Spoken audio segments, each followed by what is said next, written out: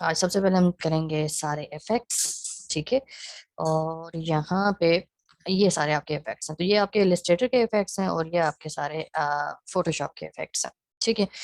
تو 3D کا میں آپ کو بعد میں کرواؤں گا، پہلے ہم یہ جلدی سے کر لیتے ہیں۔ تو اس میں جو سیکنڈ ہے کنورٹ ٹو شیپ، آپ بیسیکلی کیا کرتا ہے، کوئی سی بھی آپ شیپ لو اس کو کس میں دوبارہ سے کنورٹ کر دے گا، ریکٹینگل میں، راؤنڈ ریکٹینگل ایلپس، سمپل سا۔ کراپ مارک کیا کرتے ہیں، کراپ مارک صرف یہ کام کرتا ہے، اگر میں کوئی شیپ لے لیتا ہوں، اگر میں افیکٹ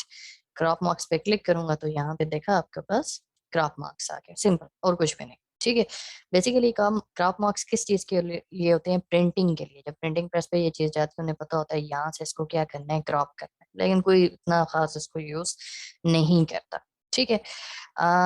اس کے بعد جیسے کوئی اور شیپ لے لیتے ہیں، اس کے بعد کون سے آ جاتے ہیں آپ کے پاس، یہاں سے آپ کے پھر یہ صحیح سٹارٹ ہوتے ہیں ڈسٹورٹ اینڈ ٹرانسفارم سے، ٹھیک ہے۔ سب سے پہلا کیا ہے، فری ڈسٹورٹ۔ فری ڈسٹورٹ کیا ہوتا ہے، جیسے آپ ڈائریکٹ سلیکشن ٹول کو یوز کر رہے ہو، ٹھیک ہے، انڈیویجول پوائنٹس کو موو کرنے کے لیے، یا یہاں پہ کیا ہوتا ہے کہ اوورال یہ جیسے اس کے باؤنڈنگ باکس کے آپ پوائنٹس کو کیا کہہ رہے ہو، چینج کر رہے ہو، آپ اوکے کرو گے،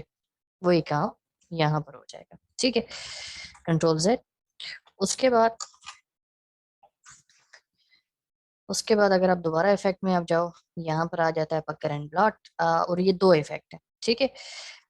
پکر کیا کرتا ہے، یہ پکر ہوگا آپ کا لیفٹ سائڈ پہ، رائٹ سائڈ پہ بلاٹ۔ پکر کیا کرے گا، اس کو نیڈل ٹائپ شیپ میں کنورٹ کرتے ہیں، جیسے سوئیوں کی طرح، جیسے آپ دیکھو یہ جیسے کوئی وائرس ہو گیا، ٹھیک ہے، جراثیم، بیکٹیریا، اس طرح کی نا یہ شیپ بن جاتی ہے، اس میں نیڈل ٹائپ شیپ بنا دیتا ہے۔ اور بلاٹ کیا کرتا ہے، بلاٹ جیسے پیٹلز ہوتے ہیں، جیسے پھول کی پتیاں ہو گئی ہیں، اور ایسے کر کے نا اس کو فلاور شیپ میں کنورٹ کر دے گا، ٹھیک ہے۔ تو جیسے میں یہاں سے ایک شیپ لے لیتا ہوں، جیسے پولیگن شیپ لے لیتے ہیں، اور اس کو میں جیسے اس کی سائڈس کو زیادہ کر لیتا ہوں، ٹھیک ہے۔ اور یہاں پہ بلکہ سے ایک اور ٹیکنیک ذہن میں آئی ہے، بعد میں کرواؤں اگر ٹائم بچ گیا